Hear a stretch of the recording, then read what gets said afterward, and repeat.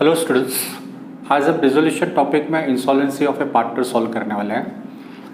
Insolvency का case जो होगा वो पार्टनर्स कैपिटल अकाउंट में सॉल्व होगा। रिलेशन अकाउंट में उसका कोई इम्पैक्ट नहीं पड़ता है, तो आप रिलेशन अकाउंट नॉर्मल करना है आपको, इंसॉल्वेंसी कैपिटल अकाउंट में सॉल्व करनी है, तब हम देखेंगे।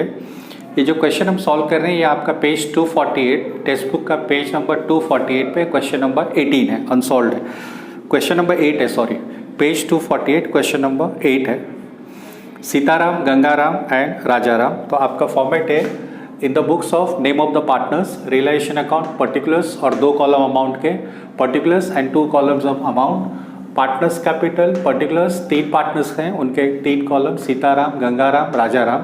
Same thing for credit side, और ये कैश और बैंक अकाउंट है। तो एज यूजुअल फर्स्ट हम एसेट्स ट्रांसफर करेंगे रिलेशन अकाउंट में डेबिट साइड।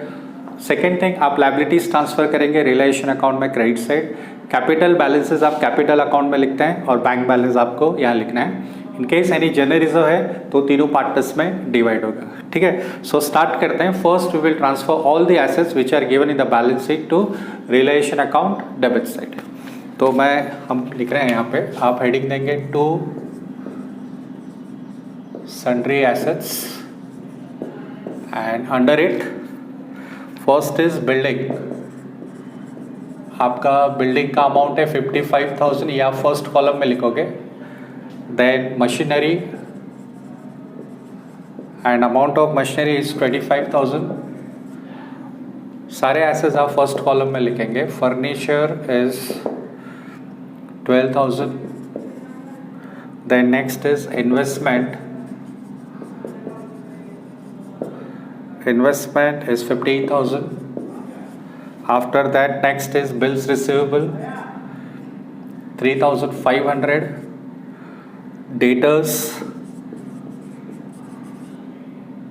21,000 and stock 28,000.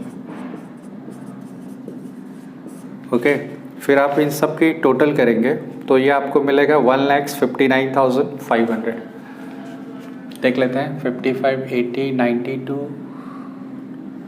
7, 1, 10, 1,59,500। ये आपके रिलेशन अकाउंट में एसेट्स का टोटल है, ठीक है। कैश इन हैंड और कैश एट बैंक आपको दिया है तो आप यहाँ पे लिखेंगे टू बैलेंस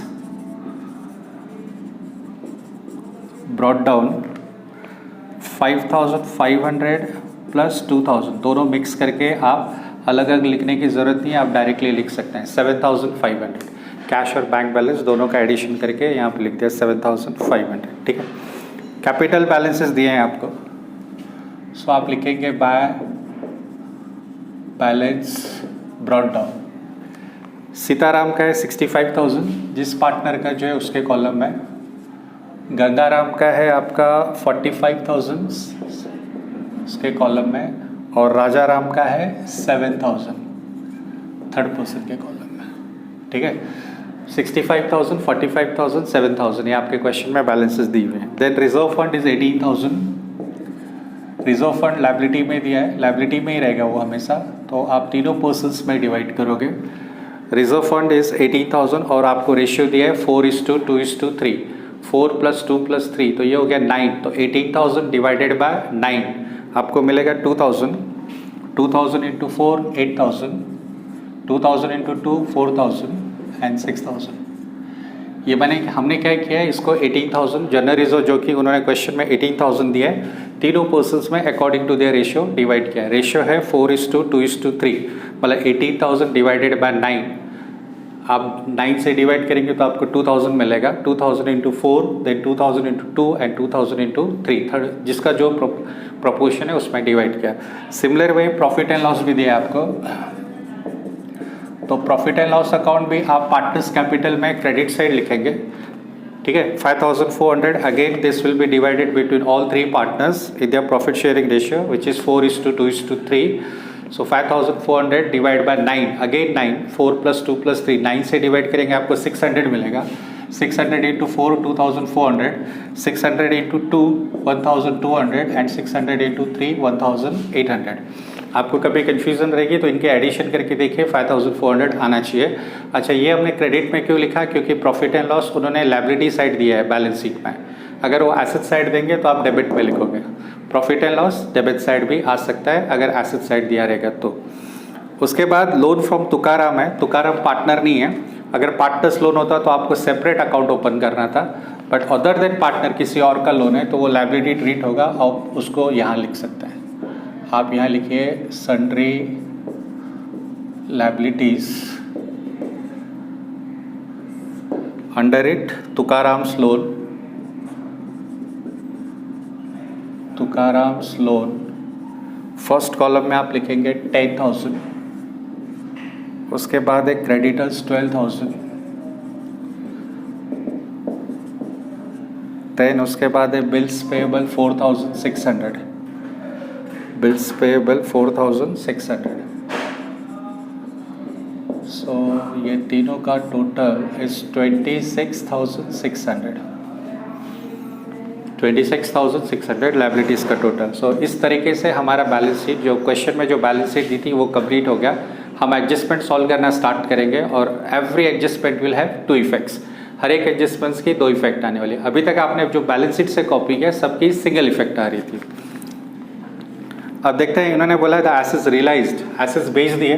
एसेट्स आपने यहाँ लिखे, सेल करते हैं तो आप क्रेडिट साइड लिखोगे, आप यहाँ लिखोगे बाय बैंक और उसका सेकेंड इफेक्ट बैंक अकाउंट में आएगा। तो मैं यहाँ लिख रहा हूँ बाय बैंक अकाउंट, कौन सा एसेट्स क्या प्राइस में सेल हुआ है वो लिखना है। तो इन्होंने बोला है बिल्डिंग 46,750, बिल्डिंग के बाद है मशीनरी है 18,550, देन फर्नीचर 9,600, उसके बाद investment 10,750, bill receivable and debtors दोनों को जॉइंटली दिया है उन्होंने 20,750, और इन तीनों का एडिशन, इन सब का एडिशन 750, 7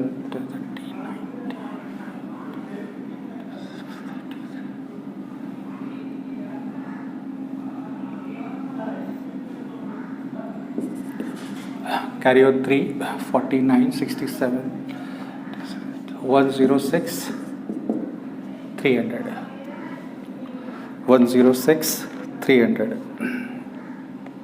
इसके सेकेंड इफेक्ट बैंक अकाउंट में to realisation 1,06,300, to realisation account 1,06,300। Okay, उसके बाद all the liabilities were paid off and the cost of realisation was 800। आपने लायबिलिटीज भी पे कर दिया, कुछ मेंशन नहीं किया कितना पे किया, तो आपका एजम्पशन रहेगा कि जो अमाउंट थी वही आपने पे किया है। तुकाराम्स loan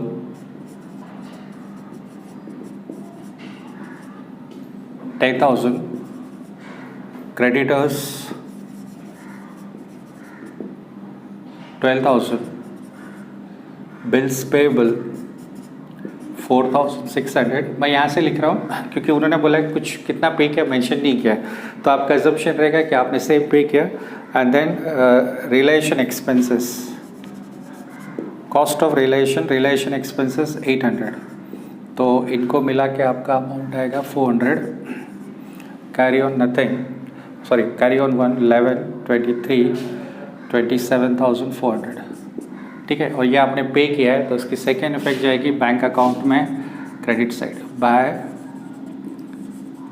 realisation account 27,400। Okay, so this adjustments भी हो गए आपके। आगे क्वेश्चन में दिया राजाराम बिकेम इंसॉल्वेंट, तो वो हम कैपिटल अकाउंट में देखेंगे, यहाँ पे उसका कुछ नहीं करना है। सो अब मैं टोटल स्टार्ट कर रहा हूँ। तो फर्स्ट हम रियलाइजेशन अकाउंट की डेबिट और क्रेडिट की टोटल करेंगे। आप कोई भी साइड कम या ज़्यादा हो सकती है, पहले रफ टोटल करके चेक कर लीजिए कि कौन सी ज़्यादा है। तो ये 159,500 और 27,400 है, तो ये टोटल है कुछ 1,86,900। This total is 1,86,900 and this total is 1,32,900। तो ऑब्वियसली ये ग्रेटर साइड है, तो ग्रेटर साइड दोनों साइड आपको लिखना है 1,86,900, 1,86,900, सेम टोटल यहाँ आएगा 1,86,900 and the difference is 000 carry on nothing 2632, 54,000 का डिफरेंस है। और ये हम लिखेंगे बाय पार्टनर्स कैपिटल अकाउंट, तीनों पर्सन्स में डिवाइड होगा। Sitaram, next is Gangaram and third person is Rajaram. तो आप 54,000 को आप डिवाइड कीजिए, इनका रेशियो है 4:2:3, 4:2:3, मतलब अगेन डिवाइडेड बाय 9, तो 6,000 आएगा आपको। फर्स्ट पर्सन का 24, 6,000 इंटू 4, सेकेंड पर्सन का 2 शेयर है तो 6,000 इंटू 2 12,000 एंड थर्ड पर्सन का 3 शेयर्स है तो 6,000 इंटू 3 18,000। ठीक है, रियलाइजेशन का डिफरेंस है 54,000, तीनों पार्टनर्स में हमने डिवाइड किया, डेबिट साइड ज़्यादा थी इसलिए डिफरेंस क्रेडिट साइड लिखा।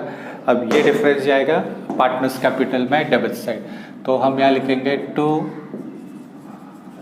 रियलाइजेशन और first person 24, second person 12,000 and third person 18,000।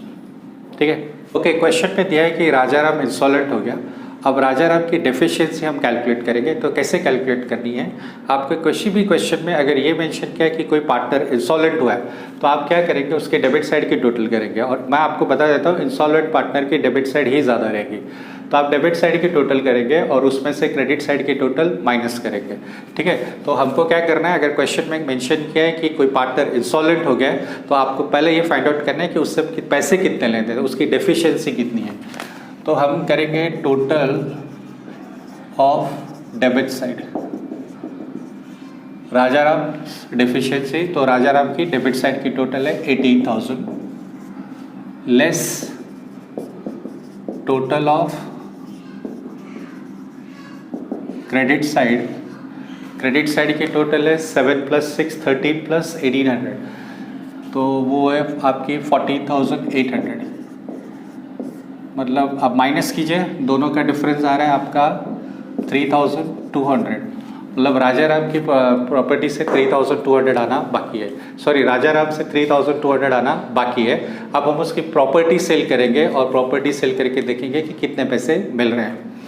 ठीक है, 3,200 कैसे है, debit minus credit total, debit side total is 18,000, credit side total is 14,800, so difference is 3,200, that means 3,200 is due from Rajaram. Question में आके mention किया है कि आपने उसकी प्रॉपर्टी सेल की है और 1,100 रुपीज़ आपको उसकी प्रॉपर्टी सेल करके मिल गए, तो आप यहाँ लिखेंगे less received from sale of property. तो आपने 1,100 अगर उसकी प्रॉपर्टी सेल करके कलेक्ट कर लिए तो बाकी का 2,100 रुपये उस पर ड्यू था। ठीक है, अच्छा ये 1,100 आपको मिल गए तो इसकी 2 इफेक्ट आएगी, पैसे मिल रहे हैं आपको प्रॉपर्टी सेल करके, इंसॉल्वेंट पार्टनर की प्रॉपर्टी सेल करके पैसे आ रहे हैं, तो बैंक अकाउंट में डेबिट साइड आएगा, पैसे आ रहे हैं। पैसे कहाँ से आ रहे हैं, राजाराम की प्रॉपर्टी सेल करके आ रहे हैं, तो आप यहाँ लिखेंगे राजाराम्स कैपिटल 1,100 और इसका करस्पॉन्डिंग इफेक्ट यहाँ पे आएगा by cash account in Rajaram's call 1,100। ठीक है, डेबिट माइनस क्रेडिट 3,200 ड्यू था, उसकी प्रॉपर्टी सेल करके 1,100 मिल गया। कभी कभी ऐसा मेंशन करते हैं कि उसकी प्रॉपर्टी बेच के 25%, 30%, 40% मिला, तो 40% इस पे कैलकुलेट करना है, जो डेबिट और क्रेडिट का डिफरेंस रहेगा 3,200 पे, यहाँ पे जो भी अमाउंट रहेगा उस पर 25% कैलकुलेट करना है। बट इस समय तो स्ट्रेट फॉरवर्ड 1,100 का अमाउंट दिया था। अच्छा 3,200 उस पर ड्यू था, प्रॉपर्टी सेल करके 1,100 मिल गए, बाकी के 2,100 आपको मिलेंगे भी नहीं, वो 2,100 रुपये राजाराम से अब मिलने का कोई चांस नहीं, प्रॉपर्टी बेच के जितना मिल सकता था मिल गया। अब जो रिमेनिंग 2,100 है वो बाकी के 2 सॉल्वेंट पार्टनर्स पे करेंगे, सीताराम एंड गंगाराम।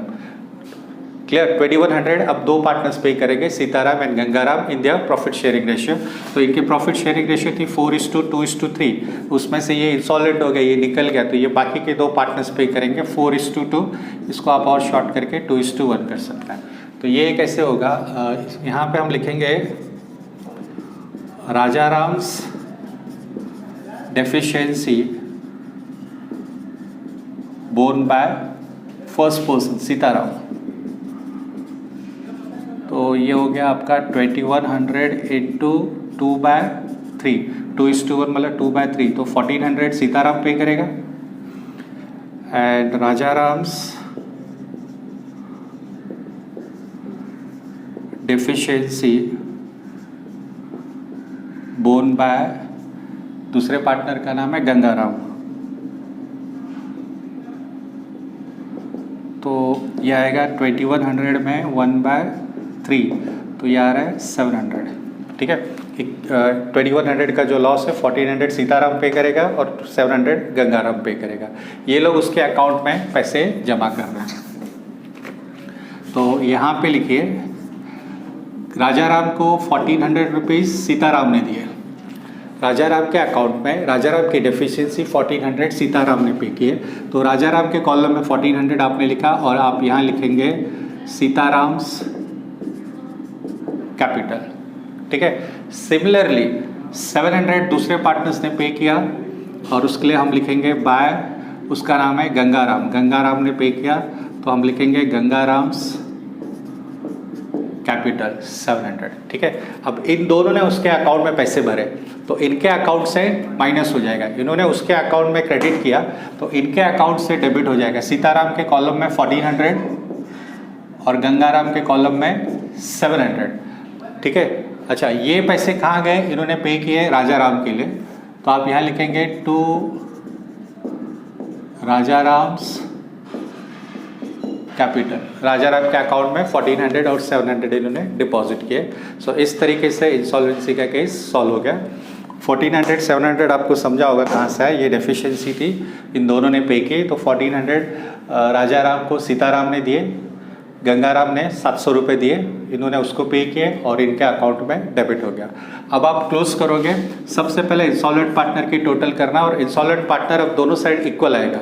इक्वल नहीं है मतलब आपने कुछ गलत किया है, तो यहाँ पे 18,000 है और ये टोटल भी आप करके देख लीजिए, आपको 18,000 ही आनी चाहिए। अगर अलग आ रही है तो कुछ गलत किया है। सो बस आपका सम हो गया। अब नॉर्मल सिर्फ टोटल करना है, दोनों का जो डिफरेंस आएगा बैंक अकाउंट में जाएगा और बैंक अकाउंट टैली होना चाहिए। तो देखते हैं 65, मैं पहले सेकेंड पर्सन की टोटल कर लेता हूँ।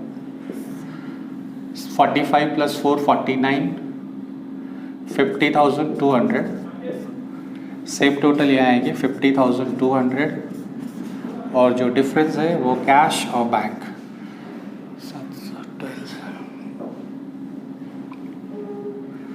37,500। अब इसकी टोटल 73 + 2 75,400। सेम टोटल यहाँ आएगी 75,400 और जो डिफरेंस है 24,1400 मतलब 000 25 50,000 का डिफरेंस है। ठीक है, सीताराम का डिफरेंस है कैपिटल अकाउंट का 50,000, गंगाराम का डिफरेंस है 37,500 और राजाराम दोनों साइड इक्वल आएगा।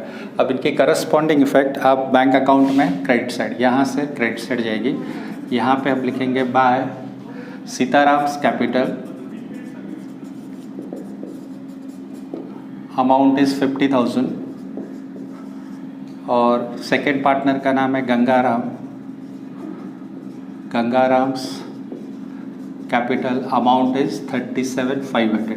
ये अमाउंट हमने कहाँ से लाए? यहाँ से लाए। अब बैंक अकाउंट के टोटल करेंगे और दोनों साइड इक्वल आनी चाहिए। देखते हैं 900 कैरी ऑन नथिंग, 1,14,900 और यहाँ पे भी 900 carry on nothing, 77 77 1,40,900। So this way आपका सम टैली हो गया। So sum is over. I hope आपको समझा होगा। Thank you.